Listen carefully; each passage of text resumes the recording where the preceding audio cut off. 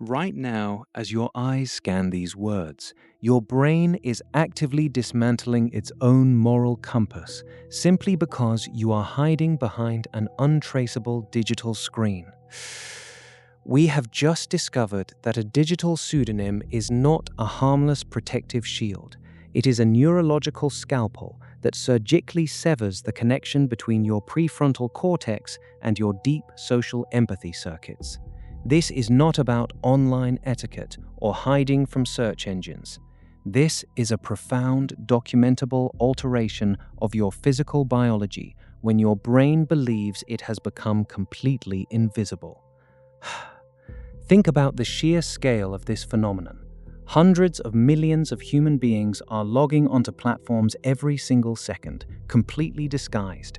When you strip away your real name, you are not just changing a line of text on a profile. You are altering the input data for a biological machine that has spent 300,000 years evolving to survive in tight-knit, face-to-face tribal communities. Today, we are going to explore the dark, fascinating corridors of the ventromedial prefrontal cortex. You will discover exactly how a simple, fake online identity triggers a cascade of psychological changes that lower your offline self-control, distort your moral judgment, and alter your behavior in ways you might find deeply unsettling. Let us start with your own experience.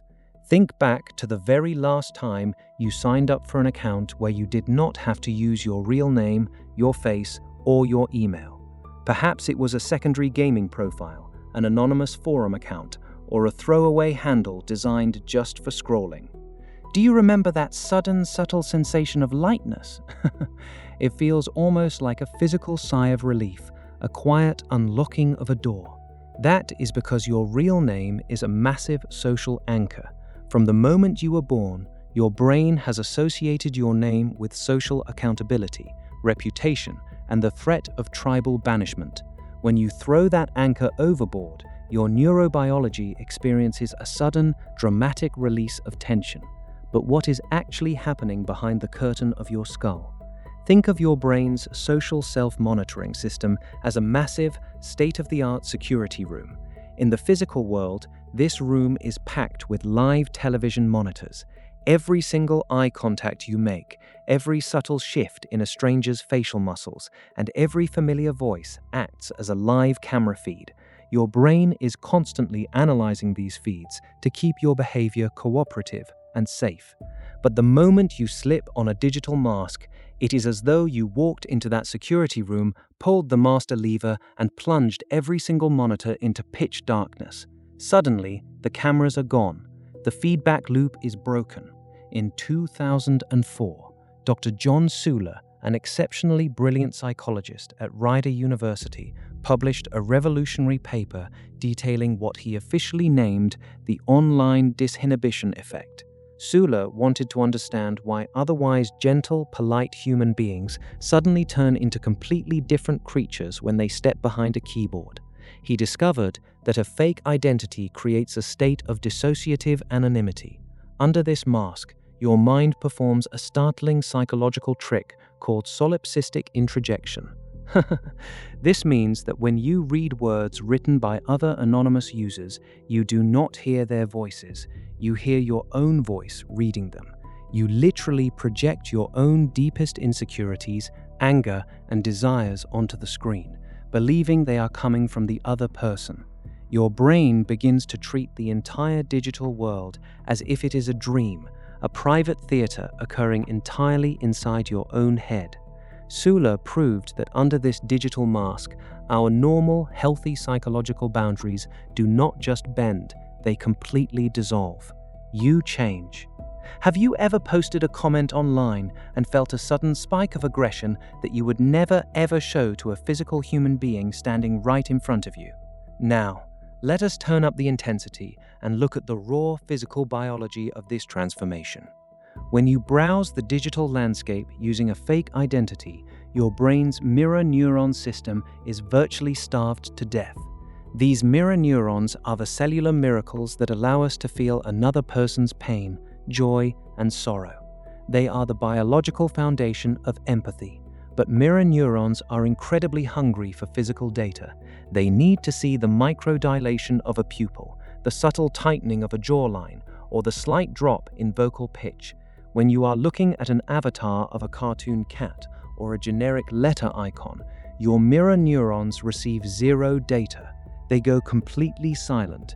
At the exact same time, your prefrontal cortex, the logical, calculating executive of your brain, enters a state known as transient hypofrontality. This is a dramatic, localized drop in metabolic activity.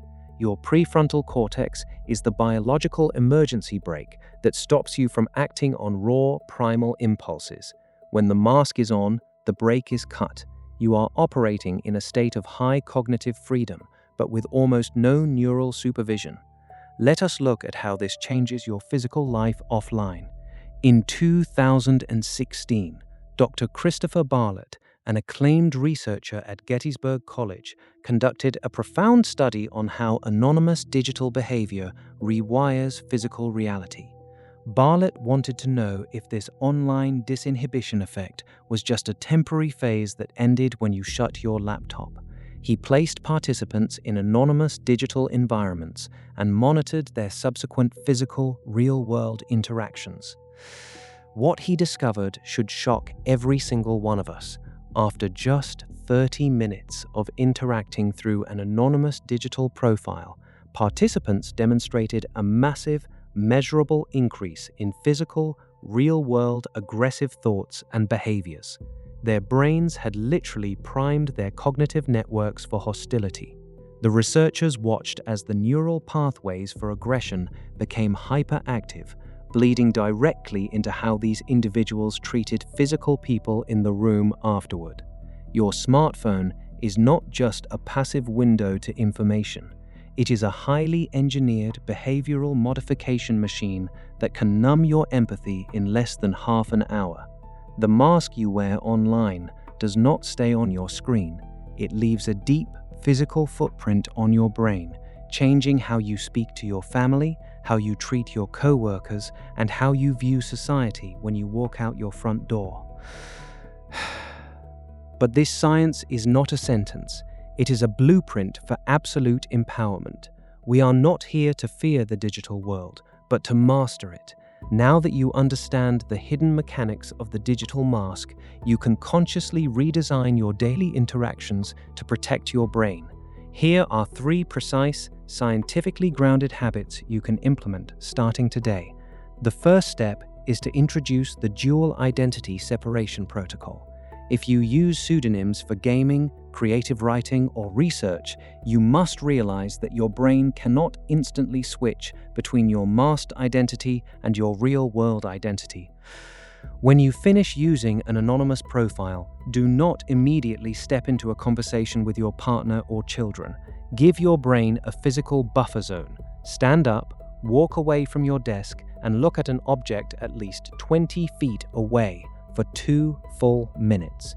This simple physical movement and change in focal distance forces your prefrontal cortex to reboot its spatial awareness and reactivate your real-world social monitoring systems. The second habit to build is the practice of the radical humanization technique.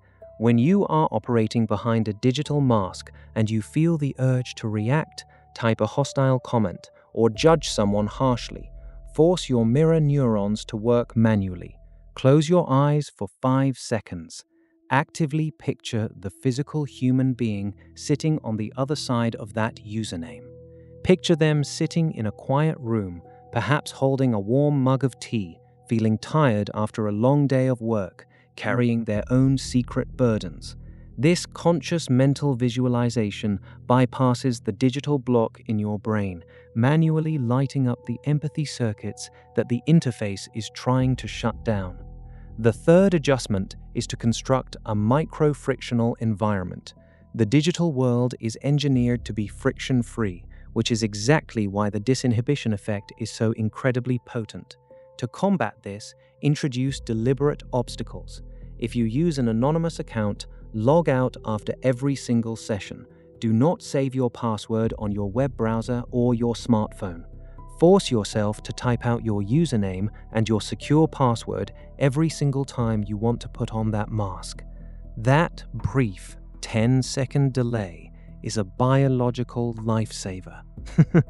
It interrupts the automatic impulsive loop of your dopamine pathways and gives your logical prefrontal cortex the critical time it needs to wake up, look at what you are doing, and take back control of your hands. Let that sink in for a moment. A simple 10-second delay is often all it takes to keep your digital mask from permanently altering your physical brain. As you look at your phone or your computer screen now, you should see something entirely different. You are looking at a brilliant, highly complex biological organ, your own brain, trying its absolute best to navigate an artificial world it was never naturally designed to inhabit. You are not a flawed person for feeling different when you use a pseudonym. You are simply a beautifully complex human being reacting to a highly specialized technological habitat. When you choose to wear the digital mask with absolute intention, you reclaim your biological sovereignty.